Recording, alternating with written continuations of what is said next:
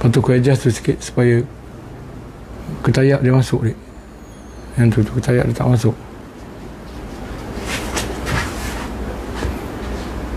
Tongakkan sikit. Tongakkan ke atas. Adjust tu. Lagi sikit. Ya.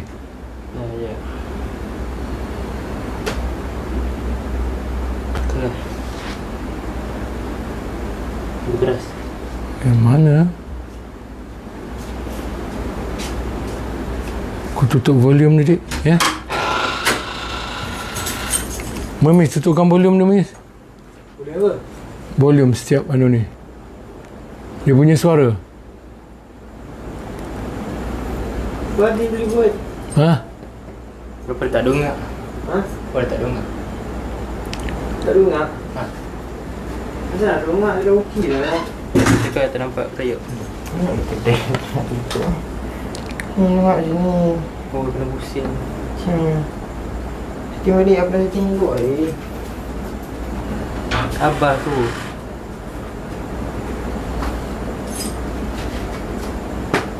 Ada sound ni. Sound dia tak ada dik.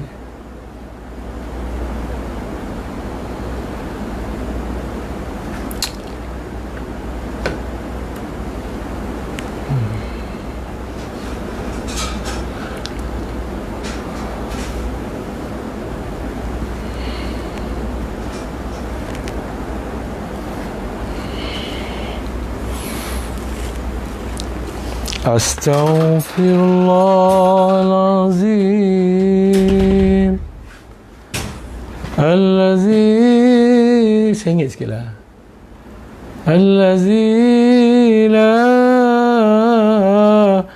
ilaha illahu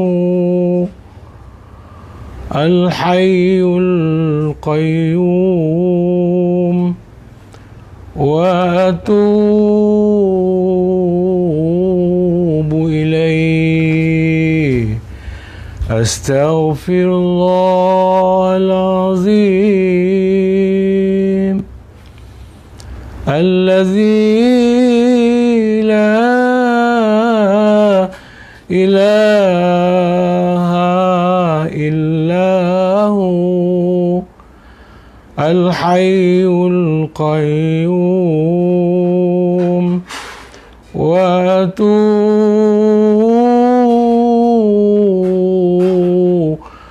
ilaih.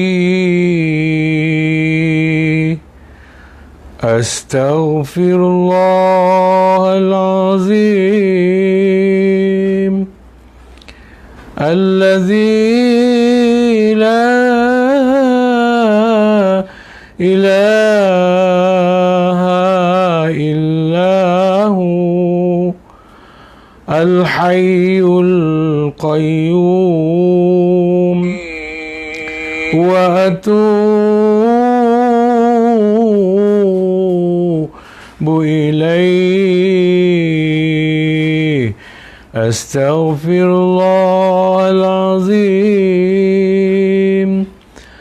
allazi la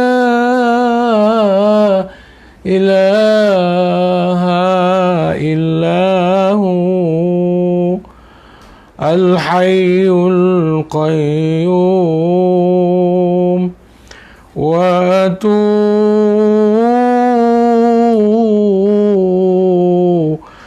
ilaih. Astaghfirullahalazim allazi la ilaha illahu al-hayyul qayyum wa atubu ilaih. Astaghfirullahalazim allazi la ilaha إلا هو الحي القيوم وأتوب إليه.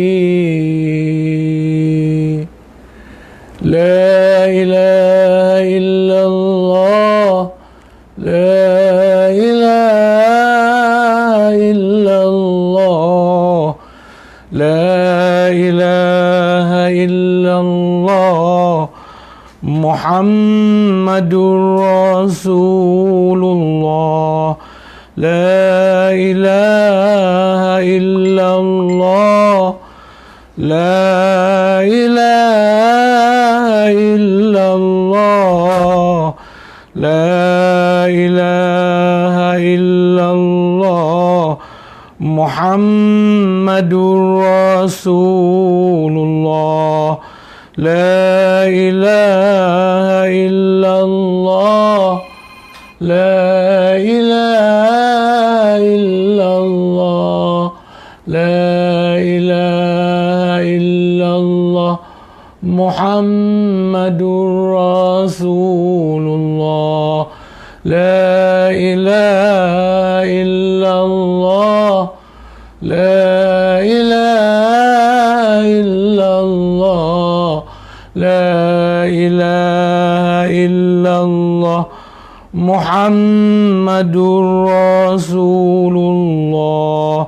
يا الله يا الله يا الله يا الله يا الله يا الله يا الله يا الله يا الله يا الله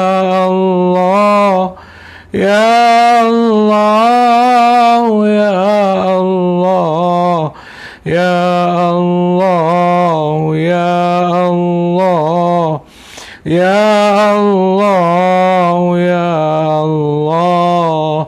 لا إله إلا الله، لا إله إلا الله، لا إله إلا الله، محمد رسول الله. لا إله إلا الله، لا إله إلا الله، لا إله إلا الله، محمد رسول الله. تبنا إلى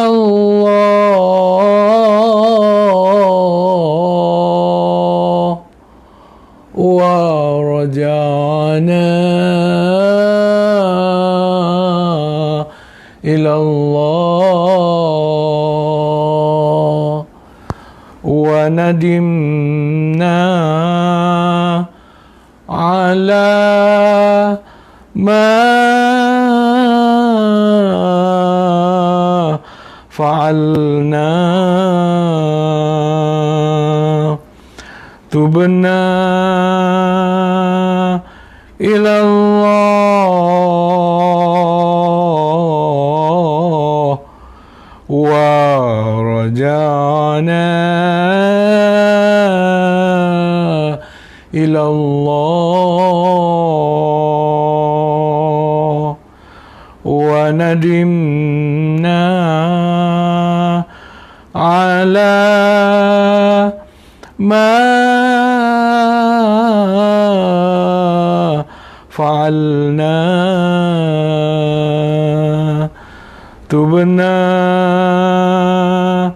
إلى الله ورجعنا إلى الله وندمنا على ما فعلنا سبحان الله والحمد لله ولا إله إلا الله والله أكبر سبحان الله والحمد لله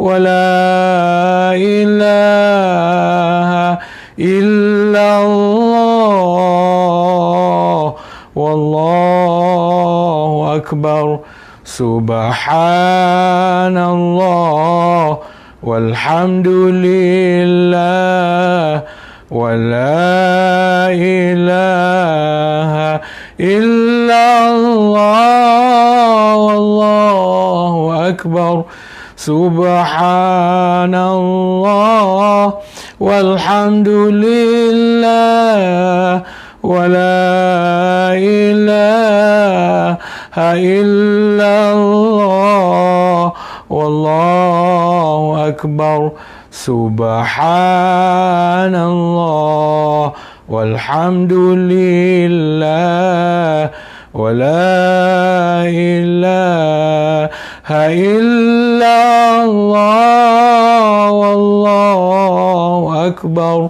سبحان الله والحمد لله ولا إله إلا الله والله أكبر سبحان الله والحمد لله ولا إله إلا الله والله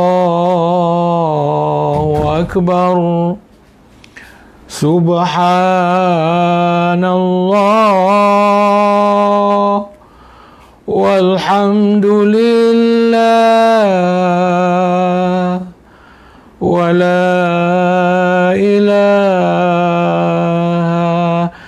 إلا الله والله أكبر تبنا إلى الله ورجعنا إلى الله تبنا إلى الله ورجعنا إلى الله وندمنا على ما فعلنا تبنا إلى الله ورجعنا إلى الله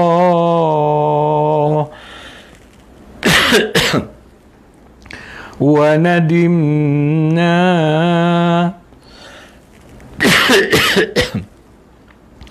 على ما فعلنا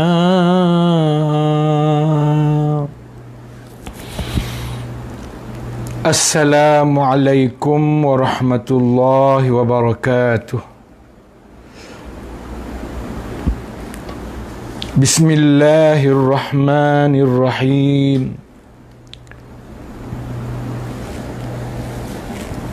الحمد لله الذي أرسل رسوله بالهدى ودين الحق ليظهره على الدين كله ولو كره الكافرون أشهد أن لا إله إلا الله وأشهد أن محمدا عبده ورسوله إمام المتقين وقائد الدعاة المجاهدين اللهم صل وسلم على سيدنا محمد وعلى آله وأصحابه أجمعين رب اشرح لي صدري ويسر لي أمري واحلل عقدة من لساني يفقه قولي الرحمن علم القرآن خلق الإنسان علمه البيان قال الله تعالى في القرآن العظيم أعوذ بالله من الشيطان الرجيم بسم الله الرحمن الرحيم القارعة ما القارعة وما أدراك ما القارعة يوم يكون الناس كالفراش المبثوث وتكون الجبال كالعهن المنفوش فأما من ثقلت موازينه فهو في عيشة راضية وأما من خفت موازينه فأمه هاوية وما أدراك ما هي نار حامية صدق الله العظيم. Firman Allah Subhanahu wa Ta'ala yang bermaksud hari yang menggemparkan. Apakah dia hari yang menggemparkan itu? Dan apa jalan yang kau dapat mengetahui kedahsyatan hari yang menggemparkan itu? Hari itu ialah hari kiamat. Hari manusia menjadi seperti kelkatu yang terbang berkeliaran, dan gunung ganang menjadi seperti bulu yang dibusar berterbangan. Setelah berlaku demikian, maka manusia akan diberikan tempatnya menurut amal masing-masing. Adapun orang yang berat timbangan amal baiknya, maka ia berada dalam kehidupan yang senang lenang. Sebaliknya, orang yang ringan timbangan amal baiknya, maka tempat kembalinya adalah hawiyah. Dan apa jalannya engkau dapat mengetahui apa dia hawiyah itu? Hawiyah itu ialah api yang panas membakar. Sadaqallahul azim. Tuan-tuan dan puan-puan yang dihormati dan dikasihi sekalian, kita bertemu kembali pada malam ini untuk menyambung kuliah live kita daripada buat masa ini daripada katil. Nanti kita akan teruskan dengar daripada rumah pula. Ya, kalau saya dah sihat nanti. Di mana kita masih di dalam membaca, mengulas dan mengulas tafsiran yang terdapat dalam ayat surah Al-Qari'ah. Rasanya pada malam ini kita akan menamatkan surah Al-Qari'ah ini, di mana dalam ayat-ayat sebelum Allah Subhanahu wa Ta'ala pada dasarnya, umumnya, dalam ayat ini, surah ini menggambarkan sikit sebanyak suasana hari kiamat.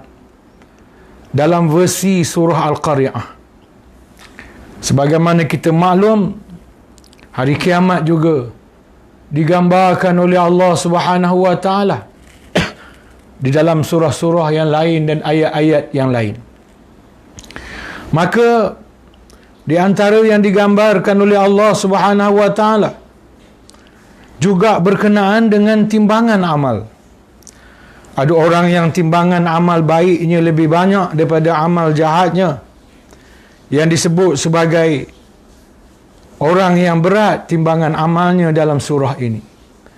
Dan di sana ada orang yang amal jahatnya lebih berat daripada amal baiknya, yang disebut sebagai ringan timbangan amalnya.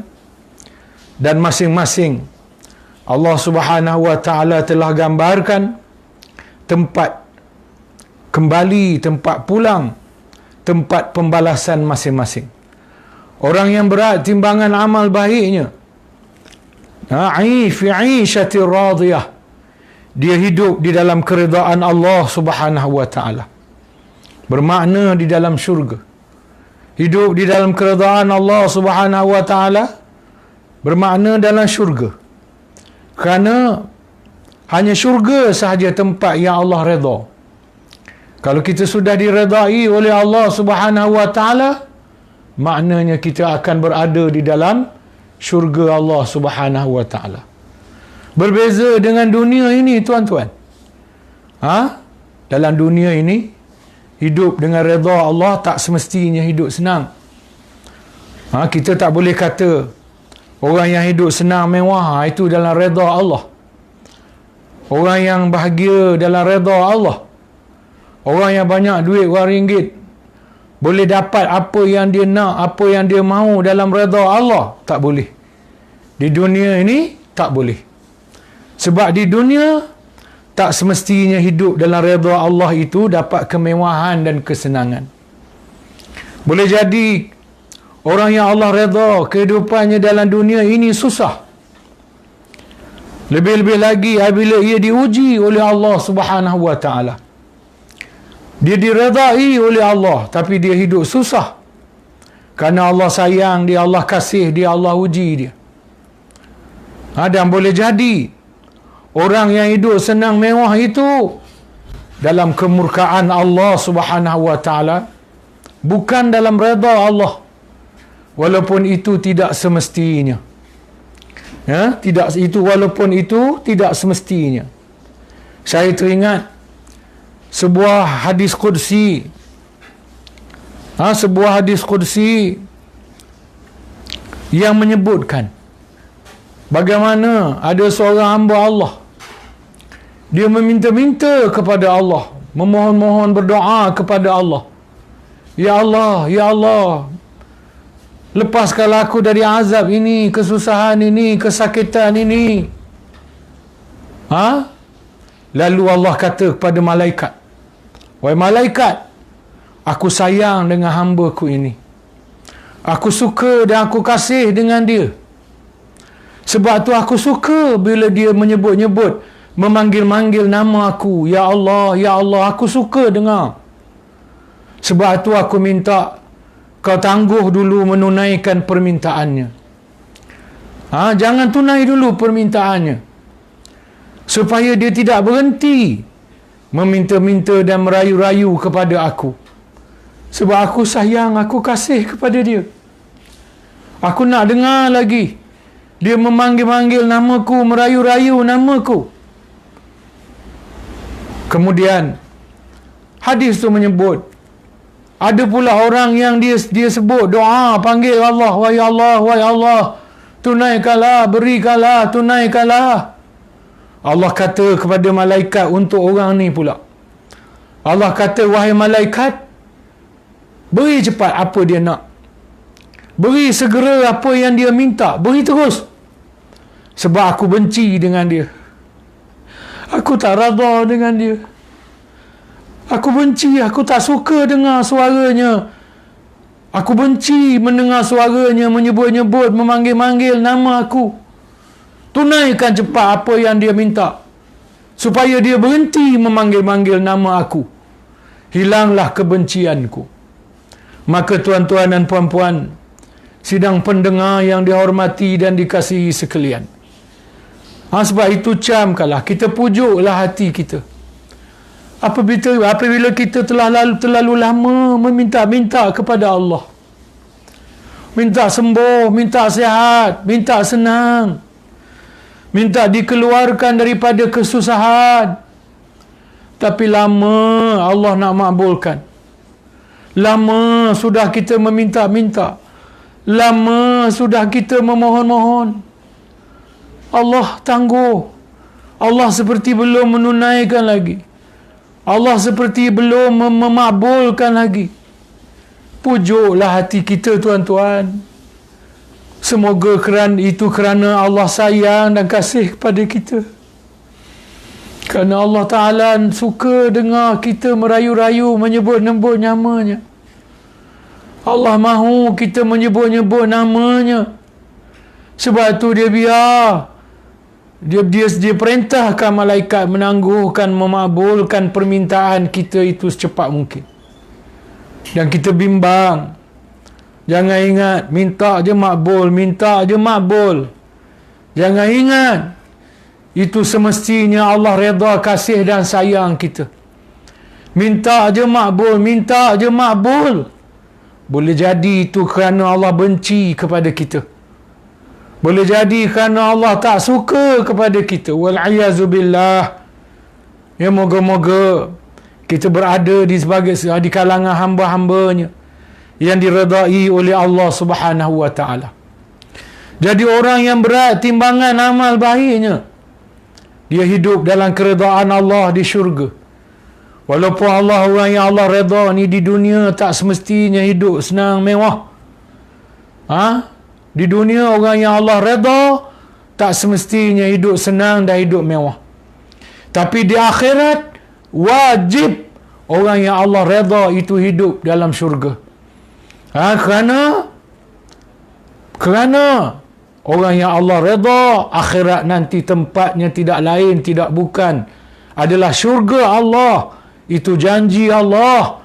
Dan sebaliknya, orang yang ringan timbangan amalnya adalah neraka. Dan dalam konteks surah ini, Allah sebut dengan nama Hawiyah. Hawiyah. Wa amma man khaffat mawazinuhu fa ummuhu hawiyah. Siapa yang ringan, yang sedikit timbangan amal baiknya, banyak timbangan amal jahatnya, dia akan masuk ke dalam jurang, dia akan masuk ke dalam neraka. Maka kalau syurga tempat redha Allah, maka neraka adalah tempat murka Allah. Sebab itu pada ayat 10, kita sambung ayat 10, Allah Ta'ala bertanya tentang Hawiyah. Wa ma adraka ma Hawiyah. Kemudian Allah Subhanahu wa ta'ala dalam ayat 10 menutup surah dengan menambah tentang apa yang menakutkan pada Hawiyah itu, jurang neraka itu. Firman-Nya, wa ma adraka ma Hawiyah. Apa sahaja yang memberitakan kepada engkau, engkau tahu apa itu Hawiyah? Wa ma adraka ma Hawiyah, maksudnya, adakah engkau tahu apa itu Hawiyah? Maka ahli tafsir mengatakan apa sahaja yang memberitakan kepada engkau kejadian neraka yang sangat hebat apinya itu, sesungguhnya kamilah yang akan memberitakan kepada engkau tentang perkara itu. Allah Ta'ala yang menceritakan tentang neraka, kerana orang lain belum nampak neraka lagi, belum merasa neraka lagi, kerana neraka benda yang akan berlaku pada hari kiamat nanti. Allah berfirman dengan menggunakan dhamir mukhatab dan dengan jalan menarik perhatian dan menyampaikan peringatan terhadap subjek yang nak disampaikan. Dengan pertanyaan Allah pada ayat 10 ini, Allah menarik perhatian kita kepada Hawiyah ini, supaya kita menumpukan perhatian kita kepada Hawiyah ini, neraka ataupun jurang neraka ini, tempat laluan masuk ke neraka Allah Subhanahu wa ta'ala ini. Macam orang menulis. Kalau hari ni orang menulis dalam komputer. Dia ada istilah yang dipanggil bold. Bila ada perkataan atau frasa yang penting-penting, dia akan boldkan. Maka Al-Quran dia tidak ada bold. Sistem bold, italic ni tak ada. Underline dia tak ada. Dia kitab yang unggul, yang agung. Maka pertanyaan, Ya Allah bangkitkan pada ayat 10 ini adalah suatu cara Allah nak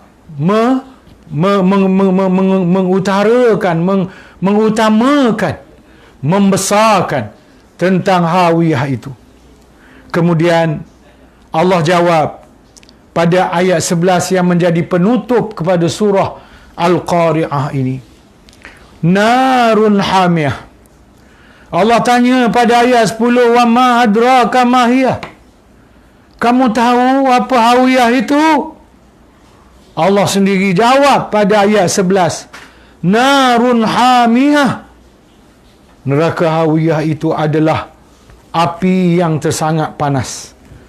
Itu pengertian sepintah lalu. Narun hamiyah, api yang tersangat panas.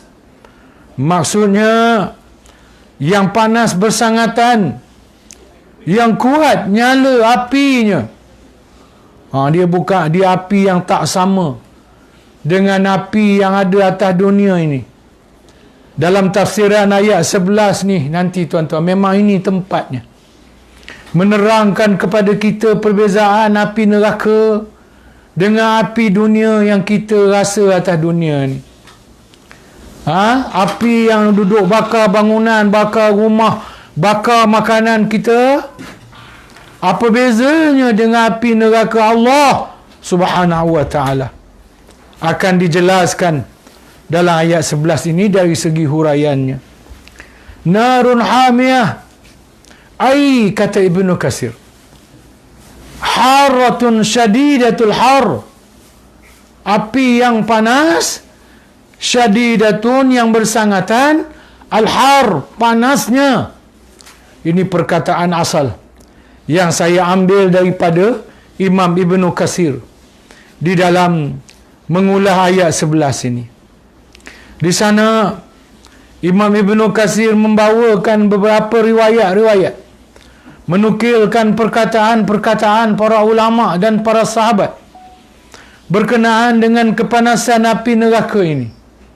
Di antaranya perkataan-perkataan yang menyebut tentang api neraka ini panasnya 70 kali ganda daripada kepanasan api dunia yang paling panas. Api dunia yang paling panas. Api dunia ni pun ada tahap-tahap dia. Nanti akan disebut. Yang paling panas, yang sederhana panas, yang kurang panas. Maka api neraka ini dibanding dengan api dunia yang paling panas, gandanya adalah 70 kali ganda. Umpamanya, Imam Ibnu Katsir mengambil perkataan Abu Mus'ab an Malik an Abi Zinad anil A'raj an Abi Hurairah anna an-nabiy sallallahu alaihi wasallam qala naru bani Adam allati tuqaduna juz'un min 70 juz'un min nari jahannam. Qalu ya Rasulullah in kanat lakafiyah, faqal innaha fuddilat 'alayha bi 69 juz'an. Maksudnya api yang manusia nyalakan. Ini sebenarnya sebuah hadis Rasulullah sallallahu alaihi wasallam. Maksudnya Rasulullah sallallahu alaihi wasallam bersabda yang bermaksud api yang manusia nyalakan satu bahagian dari 70 bahagian dari api Jahannam. Ini ditegaskan. Api neraka Jahannam 70 kali ganda daripada api dunia. Mereka berkata, yakni para sahabat bertanya, ya Rasulullah, sekiranya sudah mencukupi Cukup dah. Baginda bersabda, sesungguhnya ia dilebihkan atasnya dengan 69 bahagian. Kemudian dilebihkan lagi kepada 69 bahagian. Begitu juga yang adalah disebut di sini, rawahul Bukhari an Ismail bin Uwais an Malik dan sebagainya lah. Itu kita tinggalkanlah. Itu bukan bahagian kita. Kemudian kemudian Ibnu Katsir menyalin pula. Waqala al-Imam Ahmad, dan berkata Imam Ahmad, haddatsana Abdurrahman haddatsana Hammad wa huwa ibnu Salamah an Muhammad ibni Ziyad sami'a Abu Hurairah yaqul sami'tu Abul Qasim yaqulu naru bani Adam allati tuqiduna, api neraka Jahannam. Nabi bersabda, Nabi SAW bersabda, api neraka naru bani Adam, api kepada anak Adam ni, api yang manusia nyalakan di dunia ini, juz'un min 70 juz'an min nari Jahannam, satu juzuk sahaja daripada 70 juzuk api neraka Jahannam. Faqala rajulun, maka berkata seorang lelaki, in kanat lakafiyah, cukupkah? Faqala laqad fuddilat alayya bi 69 juz'an harran faharran. Maka api neraka itu digandakan dengan gandaan yang sangat dahsyat, yang sangat hebat, yang kita tak akan mampu menanggungnya. Yang tak akan mampu menanggungnya. Kemudian tuan-tuan, itu menggambarkan betapa panasnya api neraka Allah.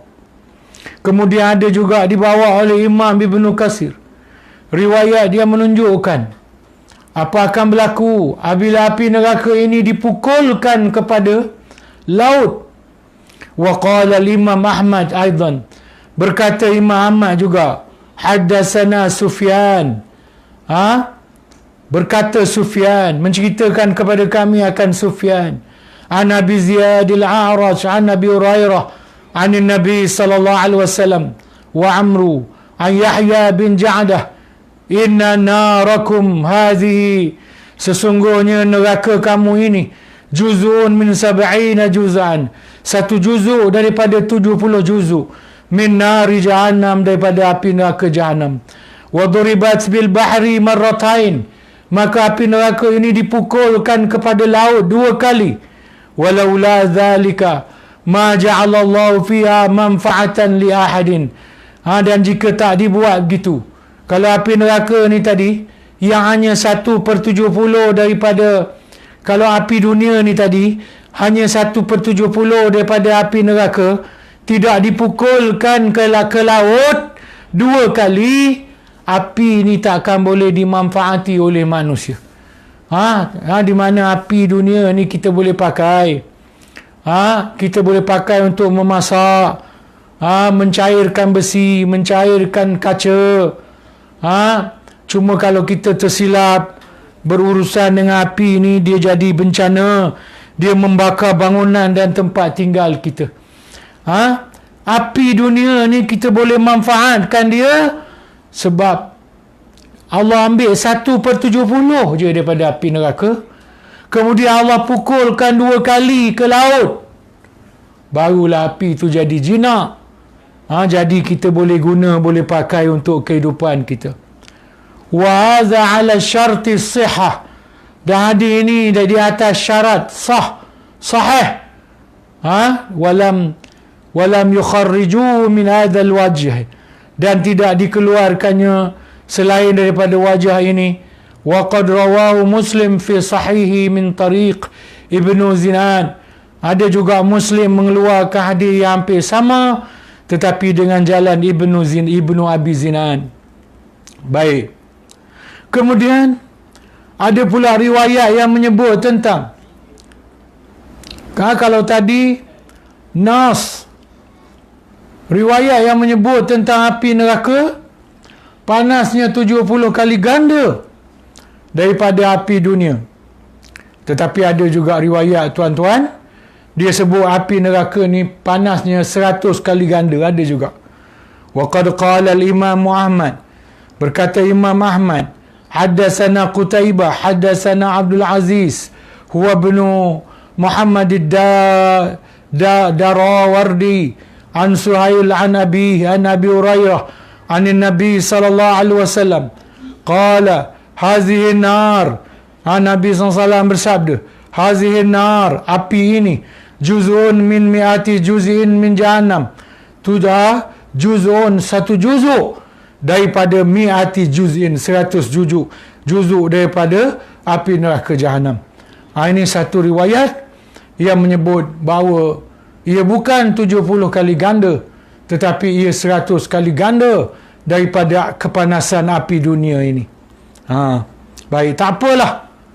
Tak usah kata 100, 70 kali ganda pun kita tak akan mampu untuk menanggungnya. Tak usah kata 70 kali ganda. Api dunia ni yang satu bahagian saja dari 70 dipukulkan pula 2 kali ke laut pun kita tak mampu menanggungnya. Tuan-tuan dan puan-puan, kita melihat pula riwayat yang membawakan tentang warna api neraka. Warna api neraka.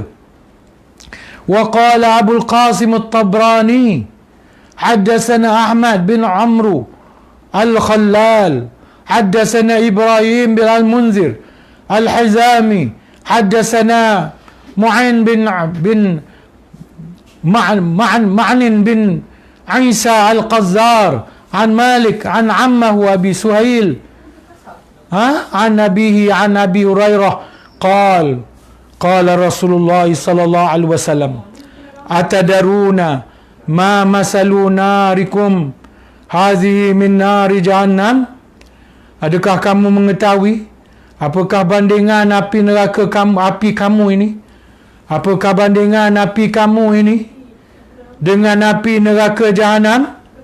Nabi tanya, la ya ashaddu sawadan min dukhanin narikum hazi bi 70 di'fan, adalah api neraka itu, dia lebih dahsyat hitamnya daripada dukhan, daripada asap api kamu ini dengan 70 kali ganda. Di mana di dalam riwayat ini disebut bahawa api neraka ni dia adalah hitam warnanya. Hitam warnanya dengan 70 kali ganda lebih hitam daripada asap hitam. Asap hitam yang berkepul-kepul, ibarat pembakaran api kita di dunia ini, tuan-tuan. Baik. Di sana menurut kajian sains, ini saya bawakan kajian sains. Ini bukan tafsir tapi kajian sains. Api kita di dunia ni ada beberapa tingkatan. Yang pertama, ini yang paling panas sekali, iaitu berwarna putih. Kalau ikut kajian sains, api yang paling panas adalah yang berwarna putih. Iaitu, kalau nak ambil contoh, ialah api yang ada dalam inti matahari kita. Ia melebihi 2000 darjah Fahrenheit. Saya tak ingat Celsius ataupun Fahrenheit ni. Sering dipakai di tempat. Bila kalau di dunia ni api putih ni pakai kat mana? Tempat-tempat nak mencairkan besi. Putih warnanya. Dan dia sangat panas. Yang kedua panas, api yang berwarna biru, iaitu 1500 darjah kepanasannya, dan ia digunakan di dapur. Dapur-dapur gas tu, kalau tuan-tuan perhati, apinya adalah berwarna biru. Ini adalah api kedua panas. Yang ketiga berwarna kuning, 1200 darjah kepanasan. Ini nyalaan daripada minyak tanah. Kalau kita nyalakan api kayu umpamanya guna minyak tanah, maknanya apinya akan berwarna kuning. Dan kemudian lebih rendah daripada itu berwarna jingga, 1000 darjah. Dan ia api yang dinyalakan oleh kayu ataupun arang. Kayu ataupun arang. Kemudian api yang paling rendah kepanasannya berwarna merah, iaitu bawah daripada 1000 darjah kepanasannya. Baik, itu tadi adalah hasil kajian daripada sains. Kemudian kita lihat pula warna-warna api neraka sebagaimana disebut dalam riwayat-riwayat. Wa qad rawahu Abu Mas'ab an Malik wa lam yarfa'hu, wa rawat Tirmizi wa Ibn Majah an Ibn Abbas ad-Dawri an Yahya ibn Abi Bukir حدثنا شريك عن عاصم عن أبي صالح عن أبي هريرة قال رسول الله صلى الله عليه وسلم أوقد على النار 1000 سنة حتى احمرت. Maksudnya dinyalakan api 1000 tahun sehingga berwarna merah. Api neraka ni dia dinyalakan 1000 tahun sehingga dia berwarna merah. Summa uqidu alaiha 1000 sanatin hatta abyad. Lepas tu dinyalakan 1000 tahun lagi, dia bertukar jadi warna putih. Summa uqida alaiha 1000 sanah. Kemudian dinyalakan 1000 tahun lagi hatta swaddat, hingga dia menjadi hitam. Fahiya sauda'u muzlimah, maka dia menjadi hitam yang bersangatan hitamnya. Maknanya dia menjadi hitam yang bersangatan hitam setelah dibakar selama 1000, 2000, 3000 tahun. Kita tak jumpa api hitam atas dunia ni. Api paling panas kita jumpa atas dunia ni api warna putih. Api warna hitam kita tak jumpa, sebab kita hanya akan jumpa di neraka nanti. Baik. Kemudian dalam menafsirkan ayat yang ke-11 ni tuan-tuan, Imam Ibn Katsir juga membawakan, ataupun ahli-ahli tafsir membawakan riwayat berkenaan dengan azab yang paling ringan dalam api neraka. Antaranya satu riwayat yang berbunyi, waja'a fil hadis 'inda al-Imam Ahmad min tariq Abi Uthman al-Nahdi an Anas wa Abi Nadrat al-Abdi an Abi Sa'id Ajlan an Abi Hurairah an Nabi sallallahu alaihi wasallam qala, bahwasanya Nabi sallallahu alaihi wasallam bersabda, inna ahwana ahli nari azaba man lahu na'lani yaghli minhuma dimaghu. Maksudnya, sesungguhnya seringan-ringan azab ahli neraka nanti ialah dipakaikan 2 terompah, 2 kasut, yang sebab terompah kasut itu menggelegak otaknya. Menggelegak otaknya.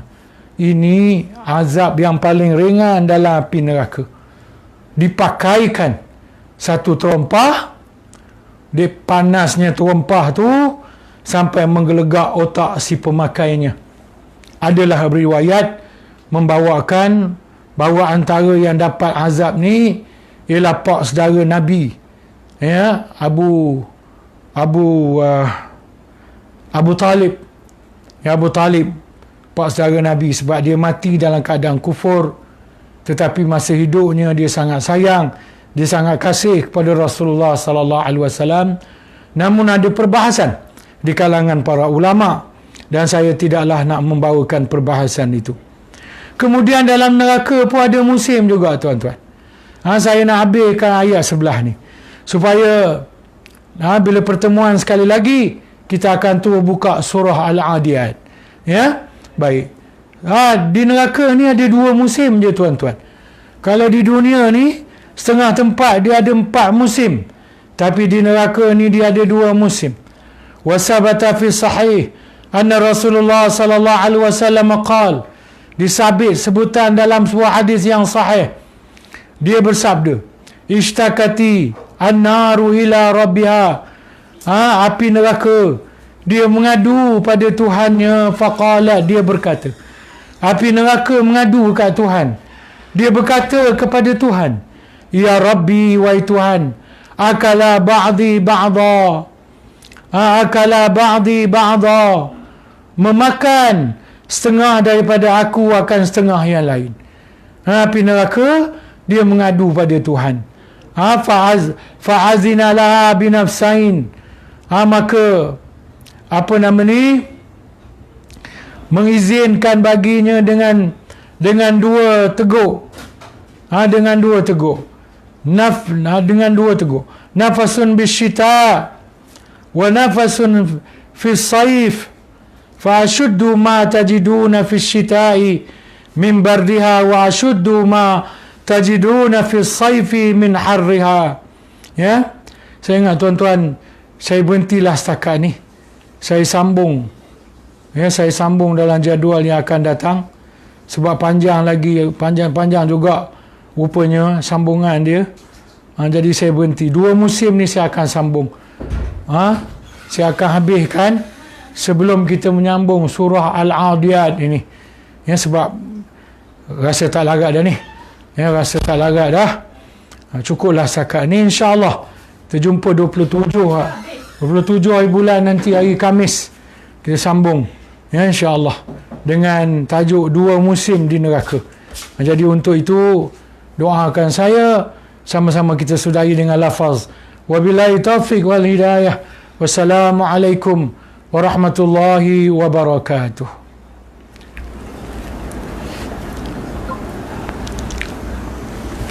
Di sana.